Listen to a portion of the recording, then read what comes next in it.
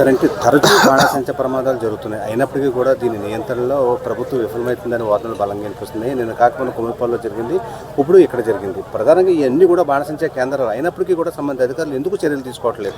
ఇది గత ప్రభుత్వంలో ఇచ్చినటువంటి లైసెన్స్ ఇది. మరి దానికి సంబంధించినటువంటి నాయకులు కూడా, గత ప్రభుత్వానికి సంబంధించిన నాయకులు కూడా ఇందులో ఉన్నారని చెప్తూ ఉన్నారు. ఏదేమైనా ఎవరున్నా మా నియోజకవర్గంలో మనుషులు మా మధ్యలో కలిసి తిరిగే మనుషులు మాకు దూరం అవటం చాలా బాధాకరం. మాకు ఇందాక నాకు కావాల్సిన అతను ఒక ఆయన వచ్చాడు, నా భార్య చనిపోయిందని నన్ను పట్టుకు ఏడుస్తుంటే నా మనసు తరిగిపోతూ ఉంది, కలిసి వేస్తూ ఉంది. పవన్ కళ్యాణ్ గారు వెంటనే స్పందించి జిల్లా యంత్రాంగాన్ని అప్రమత్తం చేశారు. మా నాయకులందరూ నన్ను కానీ, పార్లమెంట్ సభ్యులు ఉదయ్ శ్రీనివాస్ గారిని, మంత్రి దుర్గేష్ గారిని అందరినీ ఎలా అన్నారు. మేము వెంటనే జరిగినటువంటి 5 నిమిషాల్లోనే ఇక్కడ మేము పాల్గొనడం జరిగింది.